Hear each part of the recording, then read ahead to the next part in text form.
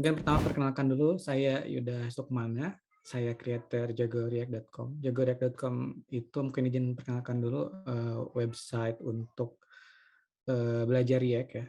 Eh, Artinya di sini bukan saya yang jago React, tapi harapan dengan adanya jagoreact.com, teman-teman yang belajar di jagoreact.com jadi pada jago gitu React-nya kayak gitu. Oke. Uh, jadi dalam kesempatan kali ini saya akan coba memperkenalkan apa itu React kayak gitu ya, dan juga mungkin fundamentalnya, dasarnya. Oke, kita mulai. Pertama kita akan berkenalan dulu dengan React ya. Kadang orang nyebutnya React JS gitu ya, tapi secara official React itu React tanpa ada JS-nya ya.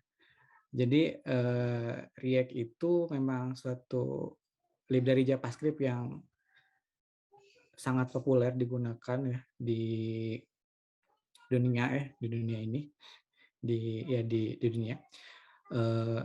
Dia library untuk rendering user interface atau UI kayak gitu. Dia project dari Facebook ya, open source project dari Facebook. Sekarang Meta ya, Meta open source, dan sudah proven digunakan di perusahaan-perusahaan skala internasional gitu ya, internet giant gitu kayak Facebook, Instagram, kemudian WhatsApp, Twitter, Microsoft Figma ya, Microsoft Office yang versi webnya itu pakai React ya. Kemudian Netflix dan banyak lagi gitu ya. Termasuk mungkin di Indonesia juga ya, banyak website-website yang populer yang menggunakan React untuk rendering UI.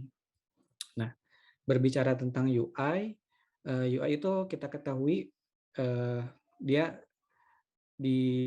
terdiri dari unit-unit seperti misalkan kalau yang tampil di screen ya, di layar itu ada input gitu, kemudian ada button, ada teks, kemudian ada image dan lain sebagainya gitu. Nah, React memungkinkan kita untuk membuat si UI itu menjadi yang disebut dengan komponen, di mana si komponen tersebut bisa digunakan ulang dan juga bisa di nesting kayak gitu ya di komponen lain kayak gitu untuk membangun sebuah user interface. Oke. Selanjutnya, nah ini React and renderers ya. Jadi ada yang kalau buka dokumentasi ya, learn once, write anywhere. Ini ada React and renderers. Nah, ini istilah yang mungkin perlu diketahui juga bagi teman-teman yang baru mengenal React. Jadi sebenarnya React ini kalau misalkan awalnya memang dibuat untuk web gitu ya, untuk web, dia tapi dalam perkembangannya ternyata banyak juga si React ini digunakan atau diaplikasikan di environment lain seperti mobile dengan React Native ya, yang untuk versi web itu pakai React DOM namanya ya, React DOM.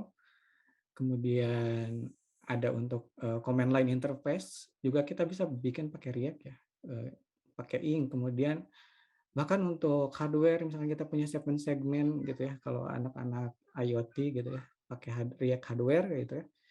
Nah, jadi sebenarnya kalau kita buat project React kita ada intinya bakal ada dua package gitu ya. Kalau kita untuk web biasanya ada React dan React DOM kayak gitu ya.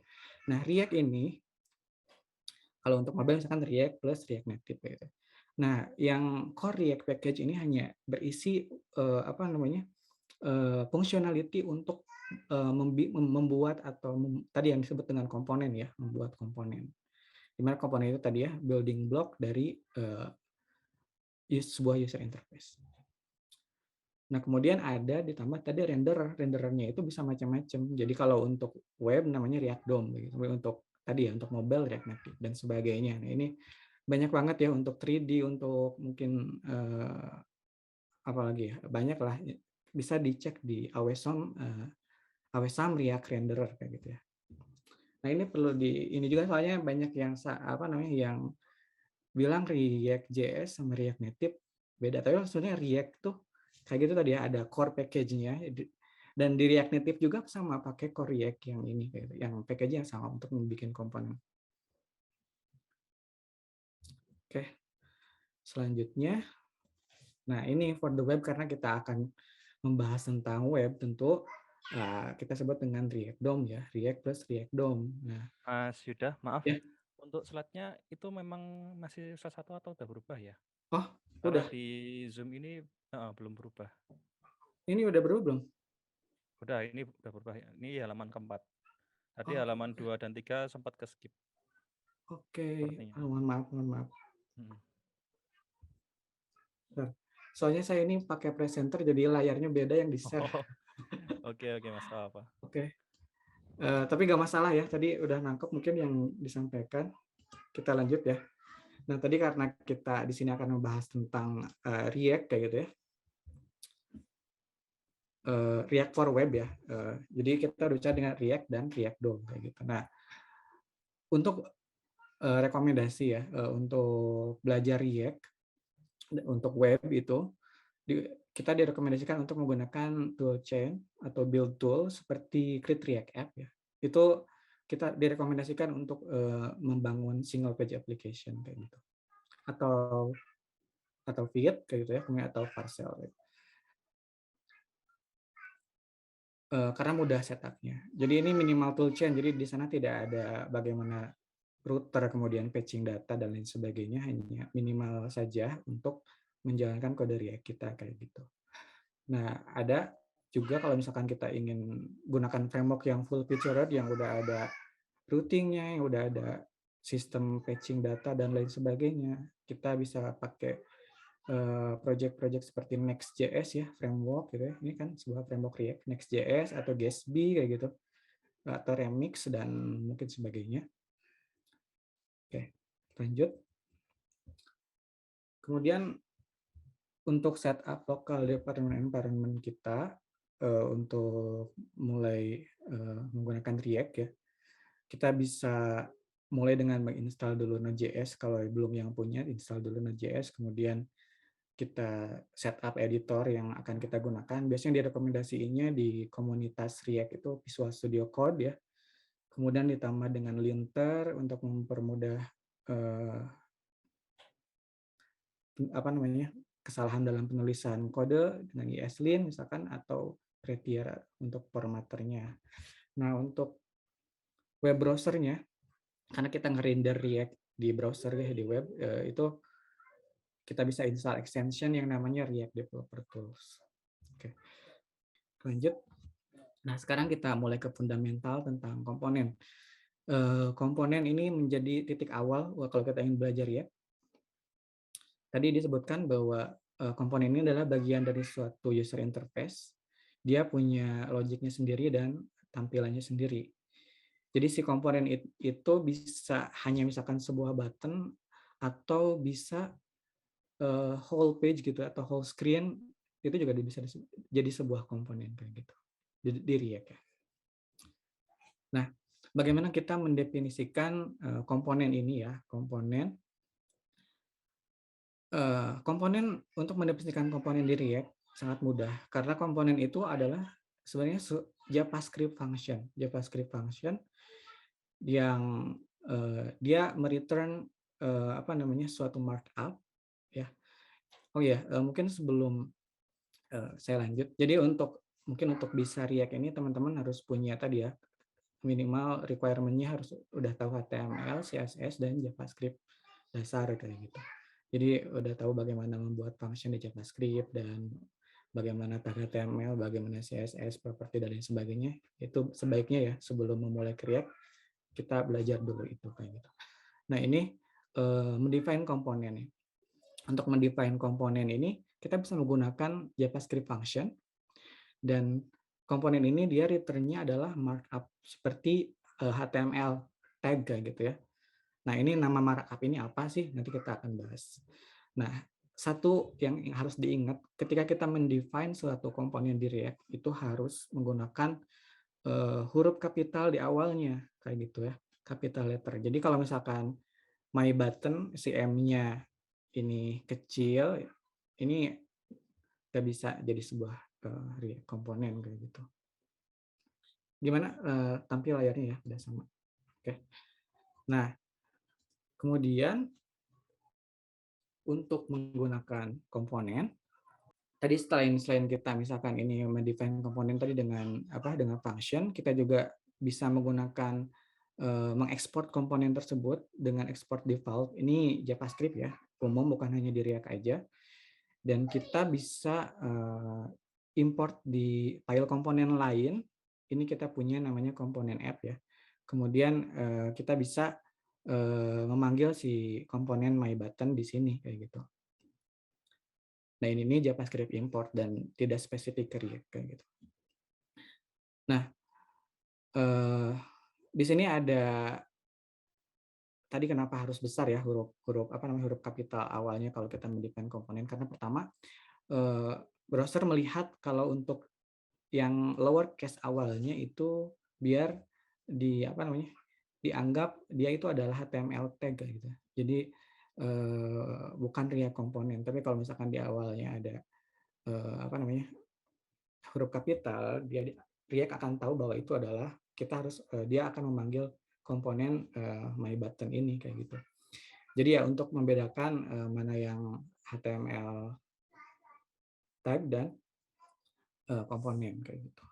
Kemudian selanjutnya kita akan berkenalan dengan JSX ya. JSX ini adalah suatu syntax extension untuk JavaScript yang memungkinkan kita untuk menulis HTML-like markup yang tadi ya, yang seperti ini di JavaScript gitu, di JavaScript file gitu.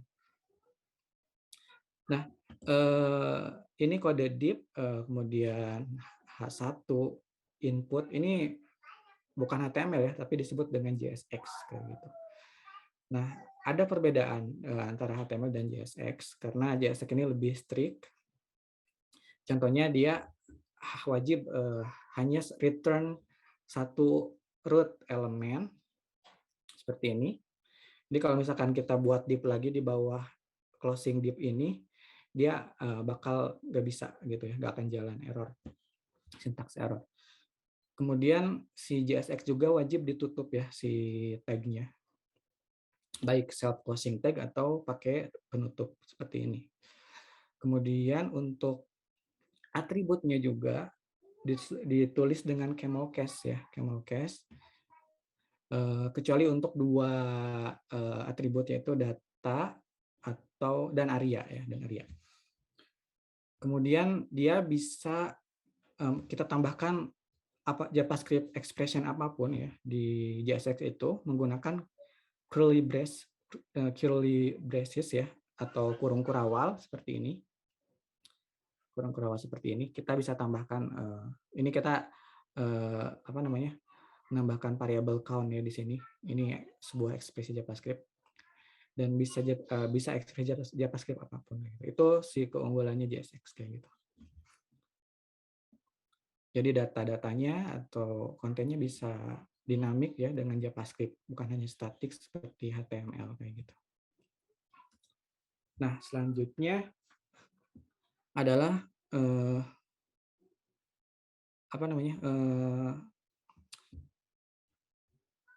bagaimana si komponen dapat berkomunikasi dengan komponen lainnya kayak gitu. Jadi untuk bisa melakukan itu biasanya, misalkan kita di sini punya app komponen di mana dia bertindak sebagai parent komponen atau root komponen, dan dia memanggil my button komponen ini ya. Nah, bagaimana kita bisa berkomunikasi dengan my button dari root ini ya? Salah satunya adalah dengan menggunakan props. Jadi props itu mirip dengan atribut ya. Contohnya ini. Ini kita memanggil my button. Di sini ada props on click ya. Kita meneruskan ini ya, handle click ke si my button. Jadi nanti di komponen my button ini tinggal tinggal mirip dengan argumen ya atau parameter. dia disebut dengan props ya. Kita bisa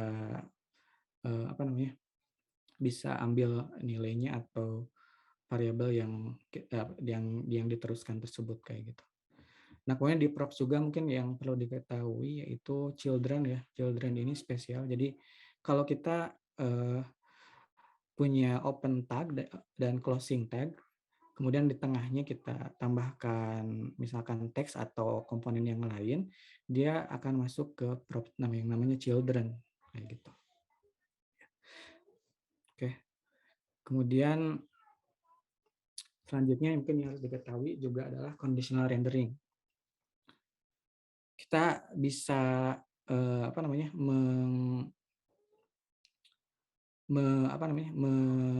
membuat conditional rendering di React dengan menggunakan conditional statement seperti if ya, kemudian ada operator and dan juga ternary operator seperti ini. Jadi kita bisa membuat komponen tersebut conditional mereturn JSX-nya itu berdasarkan suatu kondisi tertentu dengan dengan menggunakan if atau and operator atau ternary operator. Ini contohnya. Ini ada variable loading true. Kemudian ini ada condition if loading. Jadi kalau misalkan loading true, dia return yang ini ya, yang H1 itu, bukan yang bawahnya. Nah, selanjutnya untuk rendering list tentu ya di di user interface itu list pasti ada gitu ya. Kita searching item di e-commerce juga pasti yang muncul kan produk-produk. Nah, itu kan list ya, suatu list, dan itu pasti ada gitu ya di interface, di user interface. Nah, di React untuk rendering list ini biasanya kita menggunakan menggunakan JavaScript method seperti map ya, map. Jadi map ini kan mentransform suatu array ke bentuk array lain. Nah, kalau di React, kalau kita ingin merender list, kita bisa mentransform array of data itu menjadi array of komponen kayak gitu. Nah, ini contohnya ya. Ini kita punya array result, ada 2 item.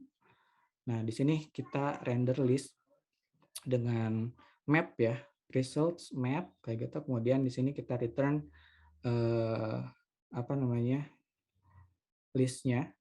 Di sini ada key ya. Ini key juga wajib diisi kayak gitu untuk consistent order di React kayak gitu. Ini dan harus unik gitu untuk setiap item kayak gitu. Kemudian ini kontennya kayak gitu. Itu ya rendering list. Kemudian yang tak kalah penting juga untuk menambahkan style ya. Sebenarnya ini dasarnya sekali, yang sebagai dasarnya sekali ya untuk menambahkan style, karena teknik styling di React itu banyak ya. Tapi ini dasarnya sebenarnya ini. Jadi untuk menambahkan style di React itu pertama bisa pakai CSS file ya, menggunakan class name. Kita tambahkan tag class name. Ini class name ini mirip dengan class di HTML. Jadi kalau class name-nya avatar, nanti kita tinggal buat rules CSS untuk kelas avatar. Di sana kita bisa tambahkan properti CSS yang dibutuhkan. Di sini contohnya border radius ya. Dan React tidak mendefinisikan bagaimana kita harus menambahkan CSS file gitu ya. Kita bisa sesimpel kita menambahkan CSS biasa aja di HTML, nanti di HTML-nya kayak gitu. Nah, kalau di CRA atau Create React App itu biasanya langsung bisa diimport seperti kita mengimport file JavaScript kayak gitu. Jadi otomatis nanti CSS-nya akan di-include kayak gitu. Cara lain ini kita bisa menggunakan inline style properties. Ini contohnya. Jadi kita bisa inline style di sini. Kita bisa tambahkan curly braces di sini atau kurung kerawal. Kemudian tambahkan objek dari style properties. Ini sama dengan HTML, dengan CSS maksudnya, CSS properties. Cuma bedanya kita harus menulisnya dalam aturan camel case. Artinya ini border radius kan pakai dash di tengahnya. Nanti kalau kita pakai inline style kayak gini itu wajib kita convert atau ubah jadi camel case, jadi border radius R-nya besar gitu. Oke, sampai sana kita sudah berhasil ya mendefine suatu komponen. Tapi itu hanya statik kayak gitu. Nah, bagaimana kita menambahkan interactivity ke komponen tersebut? Yang tampil di layar itu pasti bakal berubah ya, tergantung dengan user input apa. Misalkan user ngeklik button next gitu ya, kita harapkan bisa ke next content kayak gitu ya, berubah. Atau kita mengetik sesuatu, ya harapan yang diketik ya muncul gitu di inputnya gitu. Oke, untuk menambahkan interactivity ini tentu kita kenal dengan event handlers ya, event handlers. Nah, ini contohnya tadi ada komponen my button, di sini ada button button HTML ya. Ini on click. Jadi event handler ini bisa macam-macam. Kalau untuk yang komponen bawaan seperti button ini biasanya udah ada ada standarnya ya. Kita bisa baca di MDN atau di mana gitu. Nah, ini ada on click ya, atau on hover atau on focus dan lain sebagainya bisa. Nah, ini contohnya on click. Jadi untuk menambahkan event handler kita bisa define nesting function. Jadi kan komponen itu sebuah function ya. My button function. Kita bisa menambahkan function juga di sini nested ya di dalam function tersebut sebagai event handler untuk on click. Jadi ketika dia diklik maka si handle click ini akan di-execute atau dijalankan. Ya, ini kan nested ya di dalam komponen and can be passed from parent komponen. Jadi kalau kita punya tadi ya di root app kita define handle-nya, kemudian kita pass lewat props ke button ini atau ke komponen ini bisa ya. Kemudian biasanya convention-nya itu kalau handle ini diawali dengan handle, kemudian dilanjutkan dengan nama eventnya apa. Misalkan kalau dia ngeklik ya handle klik kayak gitu. Kalau misalkan dia hover, handle hover. Kalau dia fokus, handle fokus dan sebagainya kayak gitu. Oke. Nah, kemudian ini setelah dia user kan kita menerima interaksi dari user ya. Kemudian selanjutnya, nah bagaimana React komponen ini bisa mengupdate si screen tersebut kayak gitu. Oke, ini components need to change. Jadi komponen perlu berubah ya sesuai dengan apa dari hasil dari interaksi yang dilakukan oleh pengguna. Sepertinya ini lebih enaknya kalau saya langsung demokan mungkin ya. Oke, biar nggak boring ngedengerin saya ini ya. Oke, tadi kita berbicara dengan komponen. Oke, ini saya pakai playground ya, kode sandbox. Kita bisa main-main React di sini. Terlihat ya. Oke, tadi updating the screen. Oke, sekarang kita lihat ya. Kita misalkan punya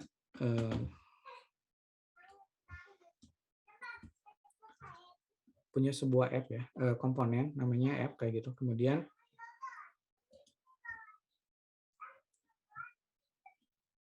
kita punya sebuah array misalkan ya, const data gitu ya.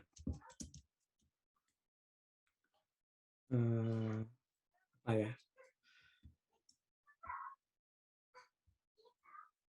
Ada yang punya ide apa? Mega hoster misalkan, apa lagi? Stinger gitu ya. Dan sebagainya. Oke, itu aja deh. Oke. Kita buat button ya. Button.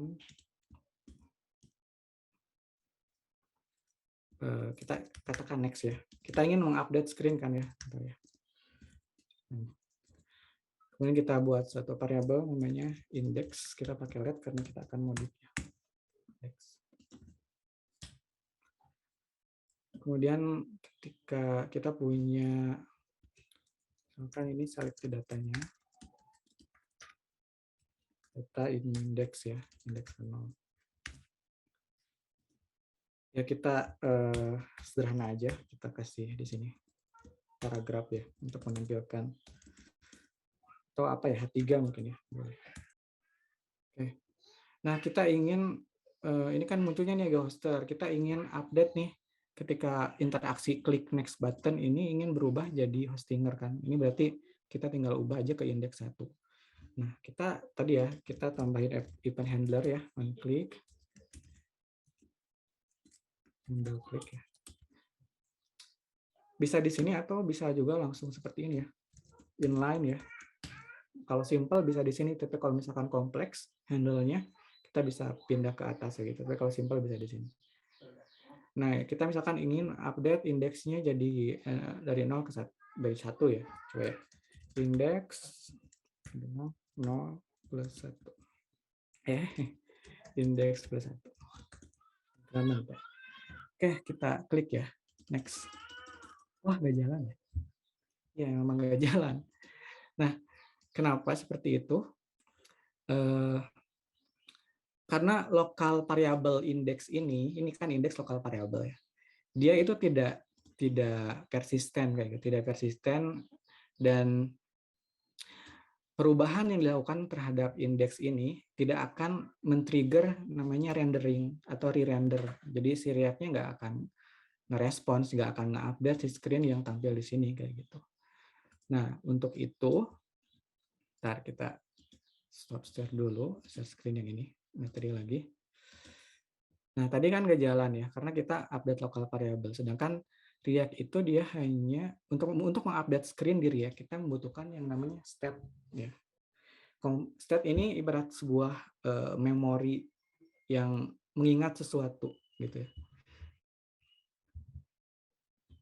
Jadi si state ini dia mengingat apa yang terjadi ya, apa yang dilakukan, apa nilainya dia ingat setiap di-render, dan dia juga ketika berubah dia akan men-trigger re-render. Jadi untuk untuk men-trigger perubahan UI atau update screen itu kita butuh dua tadi, men-trigger rendering gitu ya, dan dengan merubah tadi ya, merubah nilai state. Nah, untuk melakukan itu, jadi si indeksnya tadi itu kita bisa gunakan, kita ubah jadi state kayak gitu. Jadi state variable itu dia bakal diingat sama si komponen ini, dan ketika berubah dia bakal men-trigger di render kayak gitu. Index, state index. Nah, untuk membuat state di React ini kita bisa gunakan use state hook namanya. Nah, use state ini kita bisa kasih initial value misalkan 0 ya. Kan tadi kita kasih 0 set index kemudian. Nah, ini kan sekarang 0. Ini benar kan ya, Hoster 0. Kemudian di sini jadi use state ini dia return value-nya berupa array, dan array pertamanya itu adalah variable state-nya, dan yang keduanya itu setternya gitu ya untuk mengupdate si variable state tersebut. Dan ini bisa namanya bisa apapun ya, bisa indeks terserah gue gitu ya, atau apapun lah, bebas gitu ya. Set indeks terserah gue gitu ya, bebas ya, ini nggak mesti indeks atau apa. Dan ini juga sebenarnya fitur JavaScript ya, array destructuring kayak gitu. Jadi di React juga kita akan belajar gitu ya, fitur-fitur JavaScript terbaru yang digunakan.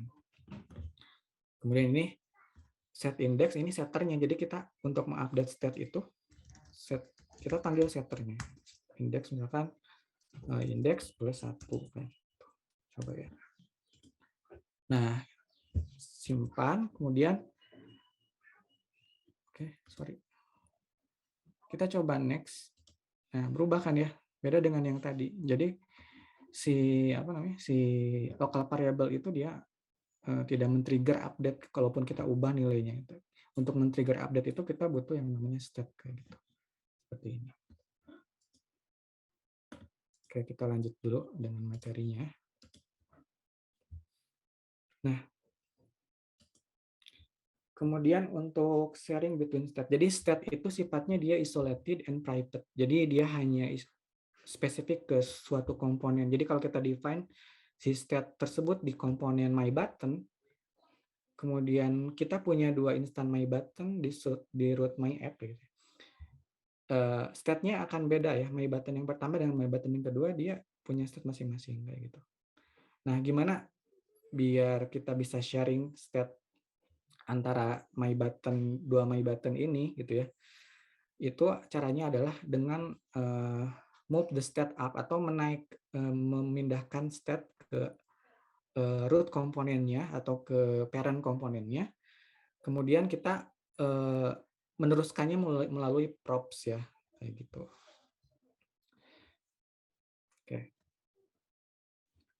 Oke, kita lanjut. Nah,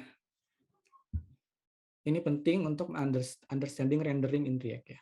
Jadi untuk tadi kan React itu adalah JavaScript library for rendering UI. Memang untuk rendering UI kayak gitu. Jadi kita harus paham biar kita tahu bagaimana behavior dari React ini dan bagaimana kode kita itu dieksekusi sih gitu ya di React. Nah, tadi pertama untuk rendering di React itu terjadi ada 3 step. Pertama triggering render. Jadi render harus di-trigger. Nah, ada 2 trigger. Yang pertama ada initial render dan ada state update kayak gitu. Initial render itu biasanya dipanggil menggunakan tadi React DOM itu ya, React DOM kita render ke suatu node DOM kayak gitu ya, di target node DOM-nya apa gitu. Nah, ini sebenarnya bisa kita lihat di Create React App ya. Kalau kita belajar menggunakan kode sandbox, dia pakainya Create React App. Nah, sorry. Oke. Nah, ini tadi dia trigger render ini. Terus React DOM client ya, kemudian render. Nah, ini men-trigger render untuk pertama kalinya, initial render. Di sini root komponennya apa? Root elemennya root ya. Dimana root elemen ini kita tahu dia adalah sebuah div ya di sini, ID root. Dia suatu node. Elemen ya, kita render di sana kayak gitu. Itu initial render pertama. Jadi dia untuk initial render ini. Nah, untuk initial render ini tadi by calling the render. Kemudian ada yang kedua, dia yang men-trigger render itu state updates yang tadi saya contohkan. Jadi ketika suatu komponen, misalkan myButton, state-nya di-update, maka dia akan men-trigger render kayak gitu. Kemudian setelah render di-trigger, maka React akan merender si komponen tersebut. Nah, rendering komponen itu apa sih? Means-nya apa? Artinya apa? Rendering komponen itu artinya si React memanggil function kita tadi gitu ya. Si komponen itu dipanggil sama React kayak gitu. Dalam initial render tadi kita punya root komponen app, misalkan dia akan mulai manggil root komponen. Tapi kalau untuk subsequent render selanjutnya, React hanya akan memanggil komponen yang state-nya berubah gitu ya. Kalau misalkan myButton kita update gitu ya state-nya, dia akan berubah kayak gitu. Hanya akan yang update itu hanya komponen yang men-triggernya saja kayak gitu. Kemudian setelah udah dapat return dari hasil rendering ini, kan rendering itu dia nge-return suatu UI snapshot ya, snapshot apa yang akan ditampilkan di screen atau di layar. Baru si React akan langkah ketiganya committing to the DOM kayak gitu. Nah, React will modify the DOM as initial render, dia bakal pakai append child ya di DOM nodes yang tadi root itu yang HTML ya di root kayak gitu. Menggunakan DOM API. Kemudian untuk re-renders kalau ada update ya, updating, misalkan kita update set, berarti kan men-trigger re-renders. Jadi si React itu akan melakukan kalkulasi yang sangat minimal pas proses rendering. Jadi mereka punya difference algorithm sendiri. Jadi akan sangat efisien untuk update yang hanya butuh diupdate aja. Jadi kalau misalkan DOM-nya nggak berubah ya nggak akan diupdate kayak gitu di DOM-nya, di DOM-nya kayak gitu. Nah, setelah committing to the DOM, React browser akan melanjutkan ya painting kayak gitu ya, apa namanya, browser rendering, jadi menampilkan apa yang snapshot tadi gitu ya, sesuai dengan kondisi state-nya seperti apa.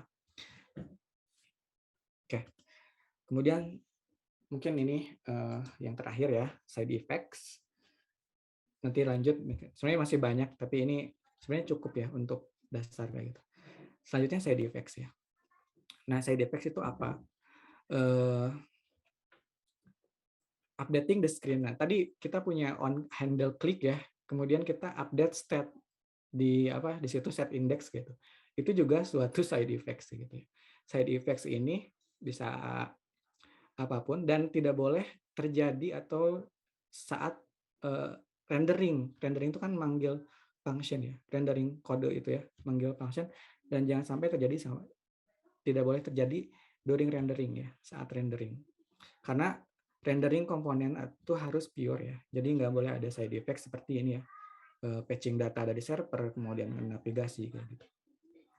Tadi side effect di React itu biasanya ada dua tempat tempatnya. Dia yang pertama ada di event handlers ya. Di event handlers kita bisa menambahkan side effect di sana karena si event handler ini nggak perlu pure ya. Jadi kita bisa patching data, ketika on click gitu ya, kita patching data ke server, kemudian kita update screen gitu ya. Kemudian ada cara lain, kalau kita udah nggak bisa kepikiran lagi bagaimana memanggil side effect yang pas, ini kalau event on hopper nggak mungkin, on click nggak mungkin. Nah, baru kita gunakan namanya ada use effect hook ya. Jadi use effect hook ini akan di-execute setelah rendering proses dan after the screen update kayak gitu. Jadi setelah rendering proses kemudian screen update baru si side effect itu dijalanin. Oke.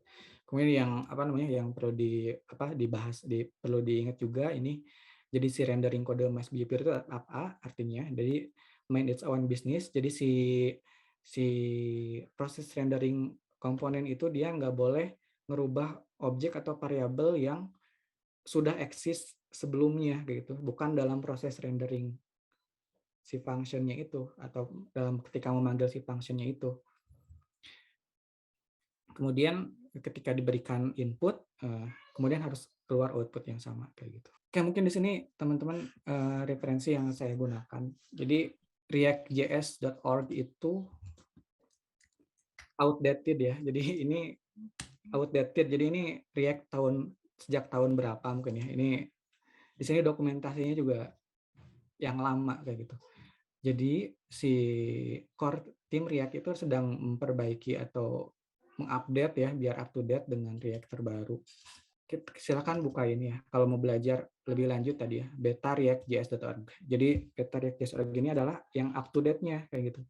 Jadi kalau kalian belajar dari sini nanti akan yang jadul gitu ya, pakai kelas komponen dan lain sebagainya gitu kan. Dan direkomendasikan ya sama core team dari React-nya juga, kita ketika membuat React komponen baru itu pakai function. Sedangkan kalau legacy kode seperti yang udah dibuat berapa tahun yang lalu ya udah biarin aja pakai kelas gitu. Tapi kalau mau buat komponen baru itu sebaiknya pakai function. Dan ini update-nya di sini ya, beta React.js. Ini baru 70%, jadi belum beres kayak gitu. Jadi makanya masih beta gitu ya. Nunggu dulu berapa persen beres baru di refresh yang React.js.org-nya kayak gitu. Oke, mungkin dari saya sekian. Udah habis waktunya ya, Mas? Atau gimana? Kelebihan, Mas. Astagfirullahaladzim, ya mohon maaf. Ya, dan nanti ya, biar banyak yang tanya. ini kalau mau get in touch ya, silakan. Saya ada di jagoreact.com, ada juga di Twitter atau di mana. Oke, sebelumnya izinkan perkenalan, saya Samsul Arifin dari Refactory ya. Refactory adalah perusahaan bootcamp yang saat ini berlokasi di Yogyakarta, Sleman.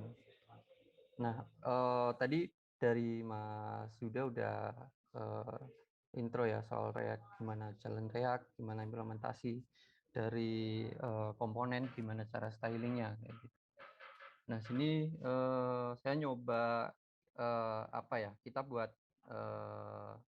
studi case untuk buat chat sederhana ya. Jadi nanti user bisa login, terus nanti bisa ngirim chat dan bisa lihat dari chat semua orang kayak gitu. Nah untuk requirement-nya tadi dari Mas Haji udah dijelasin. Jadi sebelum kita mulai menjalankan atau initiate React, kita harus ada Node.js ya. Terus npx ini apa ya, node package runner-nya dari node itu sendiri biar bisa jalanin dari package yang lain kayak gitu. Nah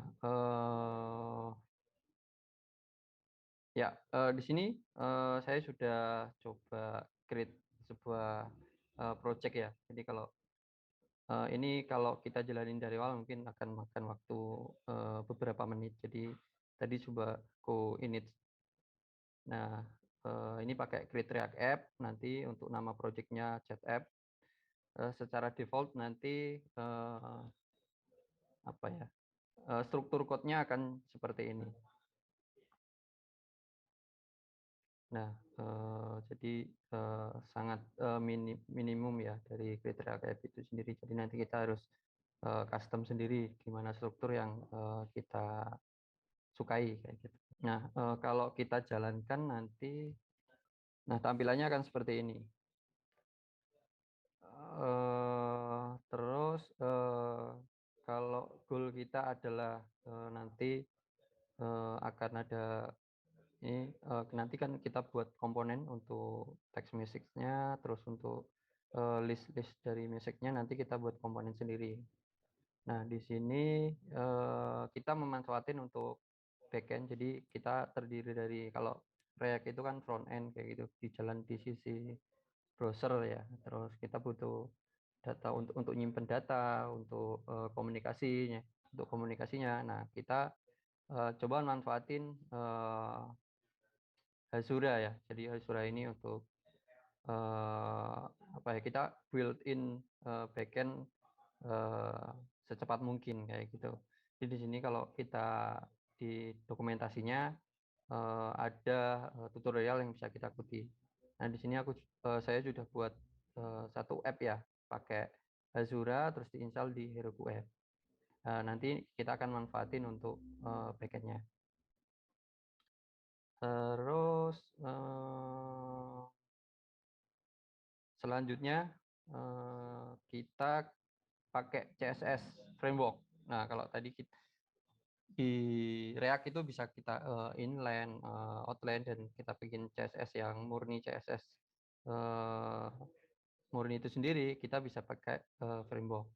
Nah di sini coba kita implementasi Tailwind ya. Admin D Tailwind CSS, post CSS, auto break fixer. Nah kita tunggu beberapa waktu ya. Semoga cukup waktunya. Nah nanti kalau udah terinstall package dari Tailwind itu sendiri, kita harus initnya.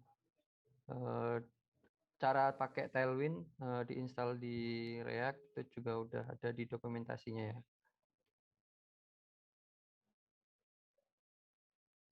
Jadi kita udah install ini, terus nanti kita Tailwind initnya.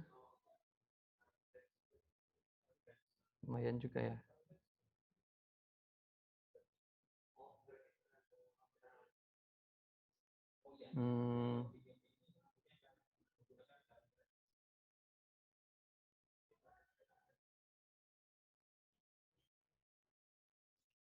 Sambil kita nunggu Tailwind, kita juga karena kita tadi pakai Hasura ya, itu base-nya GraphQL bukan REST API kayak gitu. Nah kita nanti bisa pakai Apollo Client. Ini nanti yang communicate dari klien ke servernya atau backend.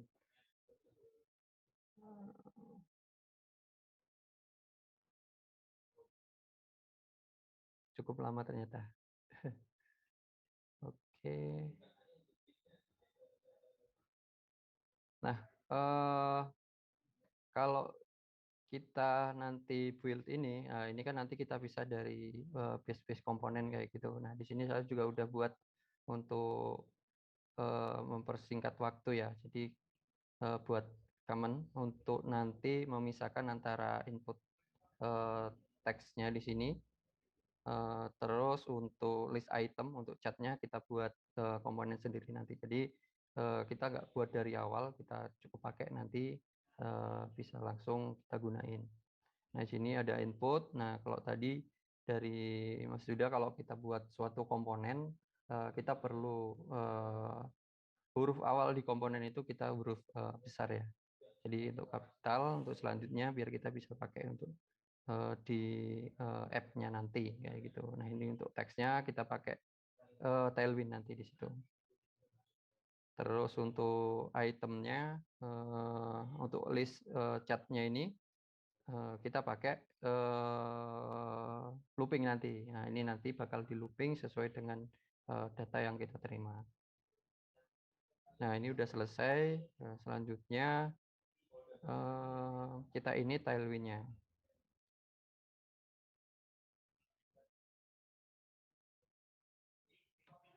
Nah, ini nanti akan buat dua file, Tailwind config sama post CSS-nya. Nah, selanjutnya kita perlu add konten yang nanti akan bakal untuk dipakai CSS dari Tailwind itu.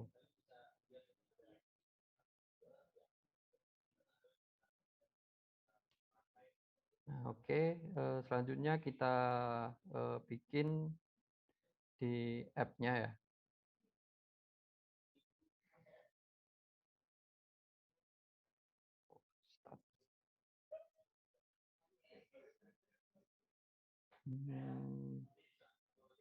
Oke, ini masih pakai bawaan ya, default bawaan dari React. Kita coba nggak pakai ini ya. Terus kita transform pakai fungsional dan kita pakai dari JavaScript ESX ya. Kita pakai cons. Terus di sini kita rubah cara pakainya. Cukup baik ini. Terus kita bikin loginnya terlebih dahulu ya. Di sini kita hapus. Terus kita input. Input di sini nanti bakal ada value yang kita terima untuk login. Terus kita untuk gimana untuk manipulate dari teks inputnya nanti. Terus kita tutup.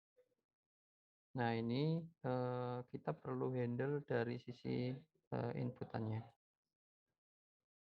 Cons handle input.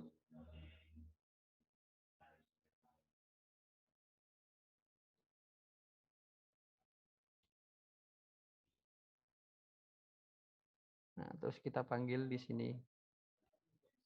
Nah, di sini untuk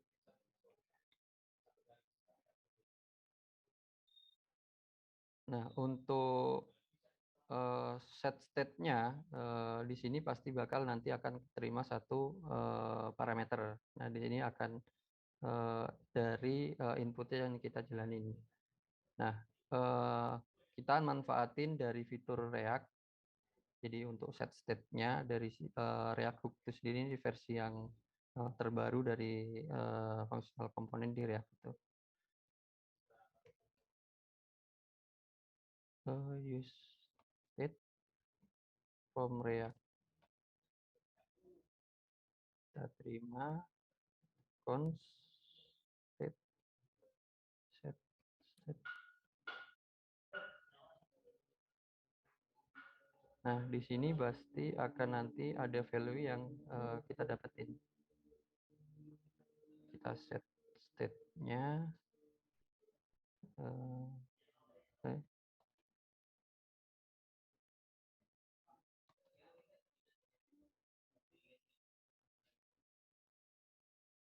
Oke, kita coba jalanin. Oke, bisa ya. Terus kita bikin satu button untuk input.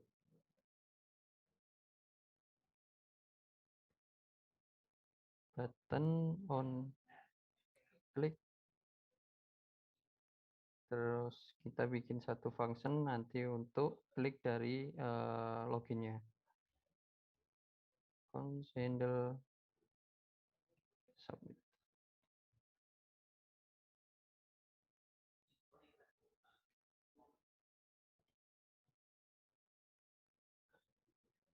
Terus jangan lupa kita pakai tab penutup.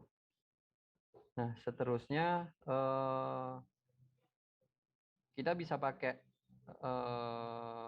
ini ya untuk set ke local storage. Jadi kita bisa pakai yang add React use. Jadi ini kumpulan dari hooks yang kita bisa pakai utility-nya. Sini ada. Nah, di sini banyak pakai yang bisa kita manfaatin untuk kebutuhan app kita. Di sini mulai dari kita pakai use debone-nya ya nanti untuk manfaatin input biar nggak langsung kita manually dari sisi set datanya. Oke, ini udah keinstall. Kita coba yang run start.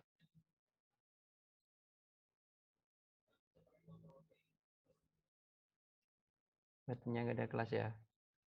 Nah, coba ini kan masih tampilan dari hasil input dan button masih default dari HTML ya. Nah, kita perlu dari sisi stylingnya kita manfaatin Tailwind. Kita flag call screen item center. Oke. Oh.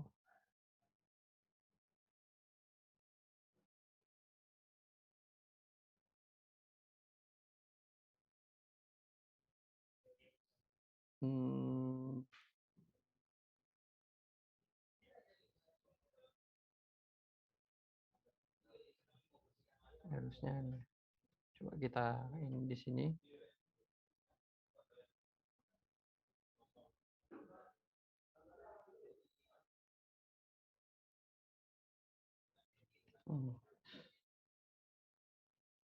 Nah, harusnya udah muncul ini.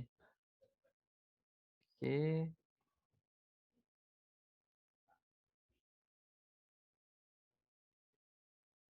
Oh, udah muncul. Oke.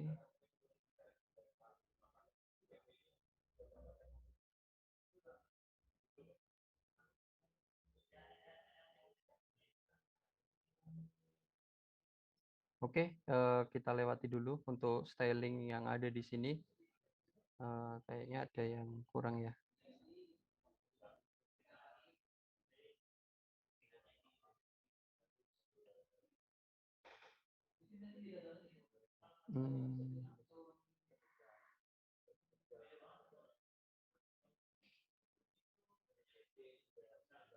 Tapi paling tidak kita udah coba buat input sama buttonnya.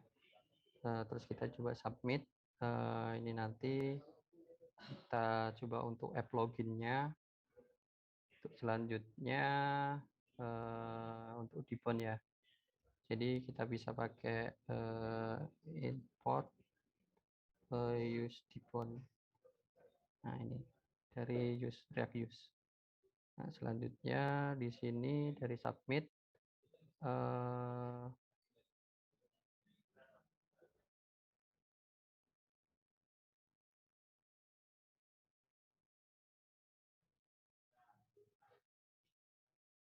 oh, sorry. Kita bisa pakai gini ya. Use debone terus ini cara sintak pakainya. Terus ini waktunya yang perlu kita set misal 2 detik. Terus yang ini dependensinya kalau nanti state-nya berubah, dia akan jalanin ini. Nah, tapi kita perlu satu untuk index app ya. Index app karena udah dipakai ini, jadi ini kita rename jadi login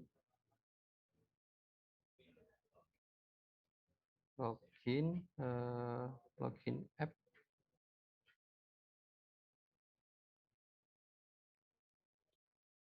Terus kita buat satu file lagi tadi app.js yang ini nanti dipakai untuk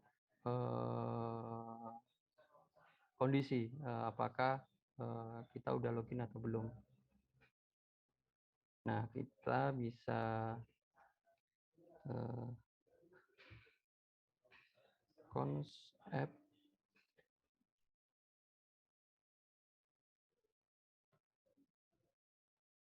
return tadi kalau kita udah bikin loginnya, kita import dulu login from login app. Terus kita return dari app, login gitu. Terus kita export app.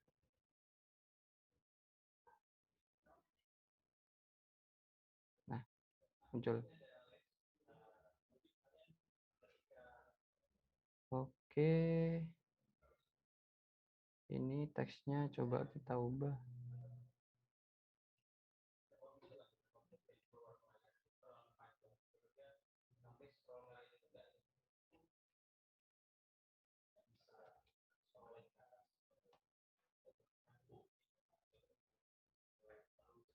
Nah, oke. Sip. Terus kita perlu nyimpan data yang login nanti siapa itu ke local storage dari browser. Kita pakai Regius yang udah kita install sebelumnya.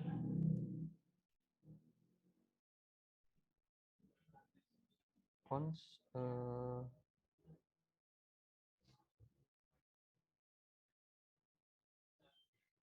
user set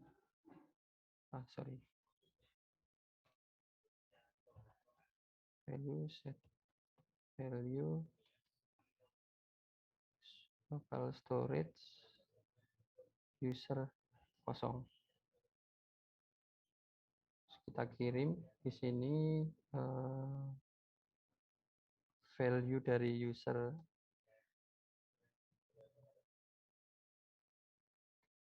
yang kita simpan, terus kita set dari value tersebut.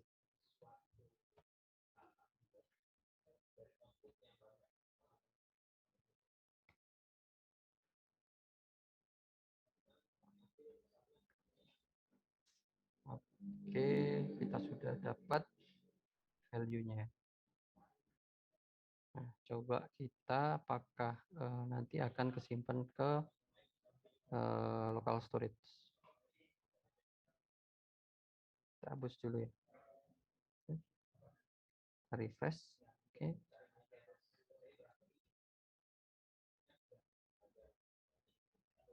Oh, nggak disimpan.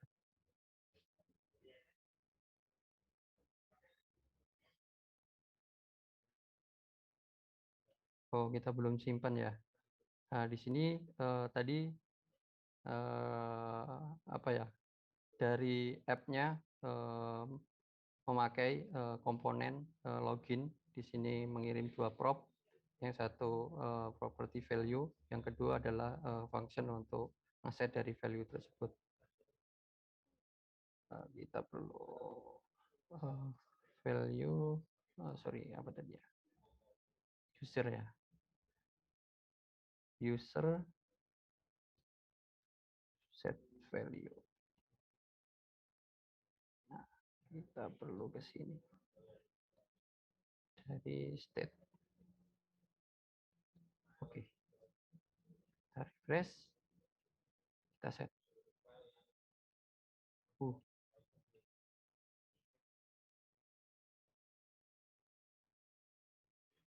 kita konsol.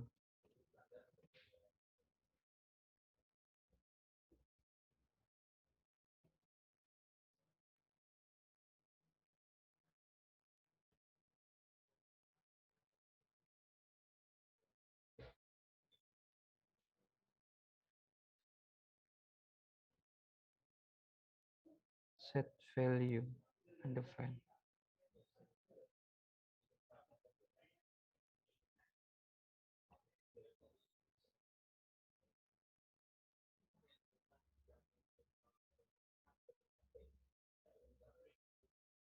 Login.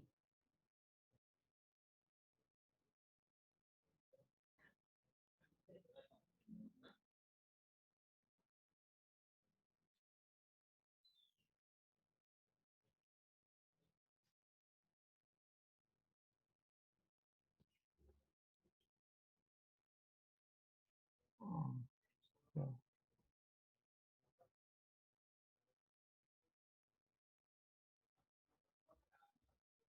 Set value.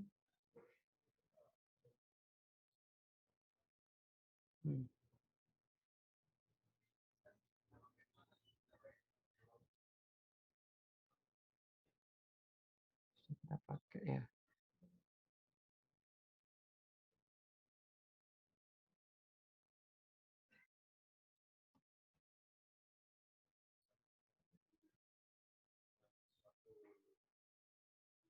Set value is not a function.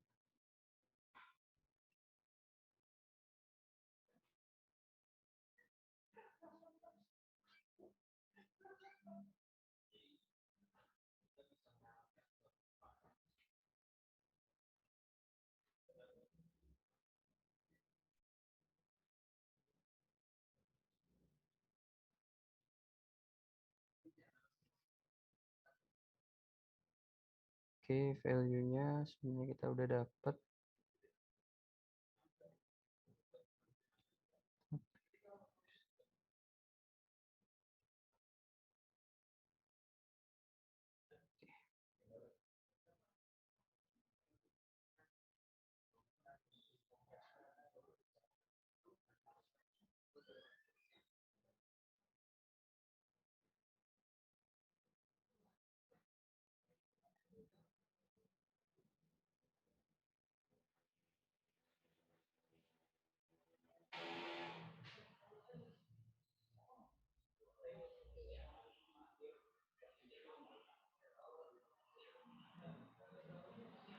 Set value.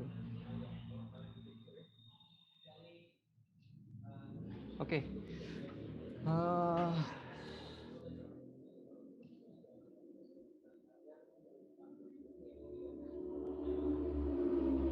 Sini ada yang nggak jalan ya. Cuma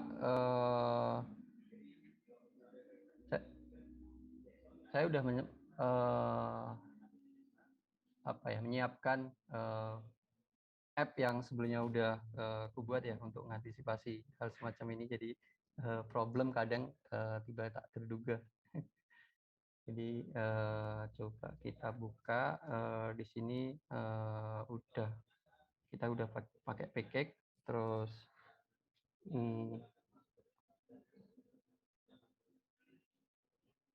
nah udah kupus ke repo ya. Nanti teman-teman ini bisa pakai di sini. Kita clone terlebih dahulu.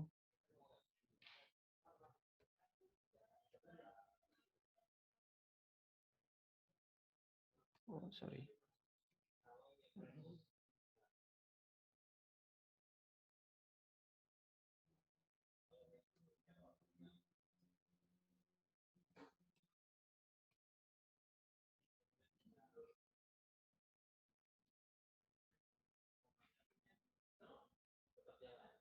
Jadi chat app ya, kita install terlebih dahulu. Kita close yang ini.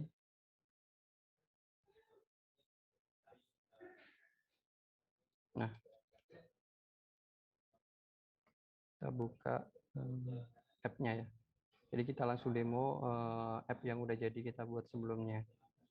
Nah, di sini kita udah install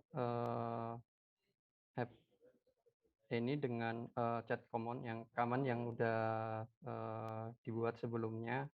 Jadi nanti teman-teman juga bisa lihat package common-nya itu ada di repo, namanya chat common. Nah, di sini ada beberapa common yang bisa kita pakai. Contohnya kalau kita pakai GraphQL itu ada query sama mutation ya. Kalau mutationnya tadi kita udah define di app backend yang udah kita buat dengan mutation namanya add message. Terus query-nya kita juga udah buat dari subscription-nya untuk message itu sendiri. Oke, terus komponen yang kita buat ada komponen input untuk tes input message-nya nanti. Selanjutnya kita buat dari message item. Jadi nanti list itemnya itu nanti dipakai komponen ini. Nah, untuk app-nya sendiri kita buat satu dari index.js ya. Index.js nanti akan manggil dari app. Nah, dari app nanti akan ada provider dari Apollo ya. Apollo GraphQL. Jadi nanti kita kliennya udah kita define di sini ya. Jadi nanti kita pakai untuk mutationnya GraphQL ini, subscription-nya kita pakai GraphQL juga tapi pakai WebSocket-nya. Terus kita untuk stylingnya tadi pakai Tailwind yang nggak jalan di sebelumnya. Terus untuk kita text input kita pakai dari Cayman yang udah kita siapkan. Jadi nanti kurang lebih jalan app-nya seperti ini.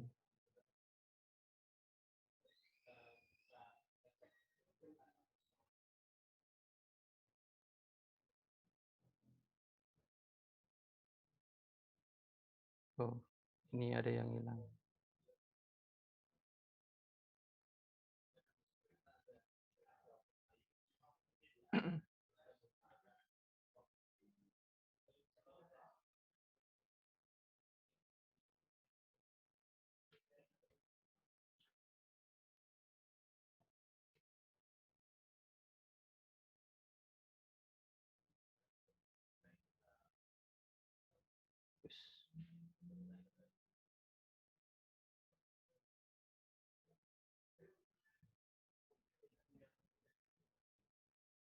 Good.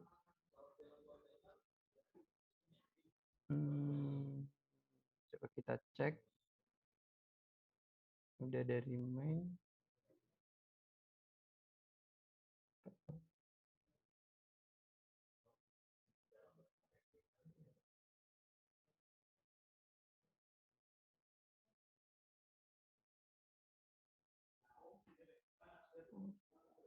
Oke.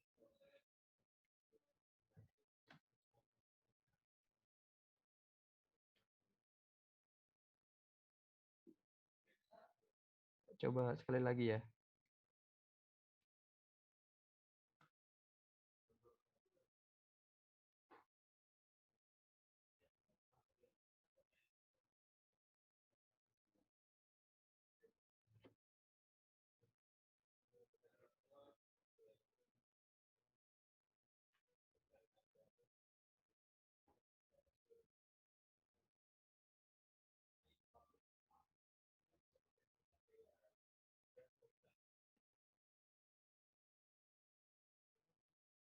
Kayaknya masih ada case ya di sini. Mas Samsul boleh mengingatkan mungkin sekitar 3 menit lagi. Oke, baik Mas. Kita switch pakai lokal ya di sini. Jadi udah aku siapkan. Sini kita pakai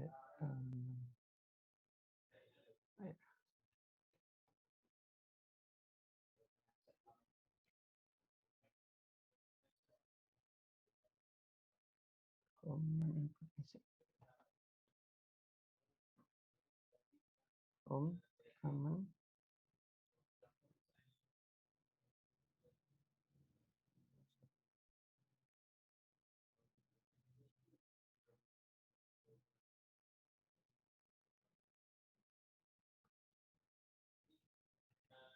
Oke, sudah. Terus kita akan get ini import from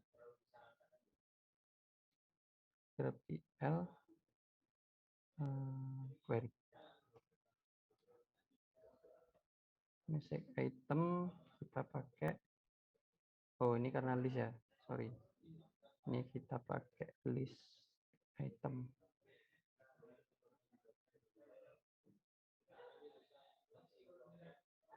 Terus di inputnya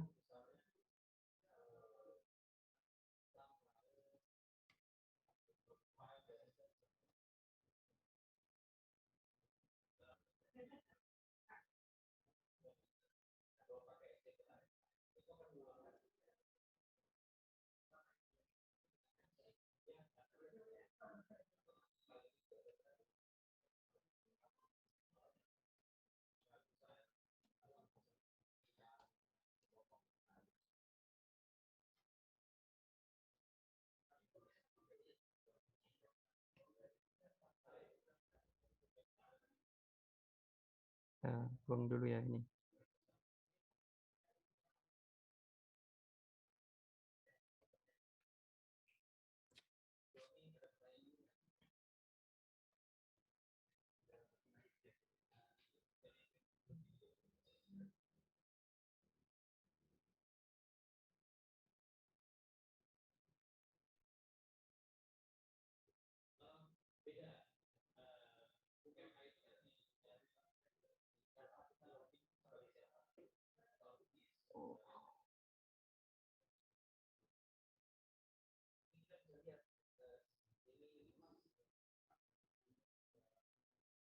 Nah, ini udah muncul, kita udah pakai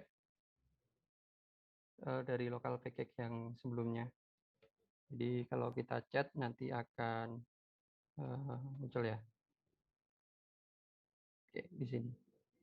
Ya, terima kasih Mas Haji. Mohon maaf semuanya, tadi ada kesalahan teknis ya. Udah yang tersiapin tapi nggak jalan. Akhirnya ini jalan pakai yang versi yang sebelumnya. Thank you semuanya. Mohon maaf sekali lagi. Assalamualaikum warahmatullahi wabarakatuh.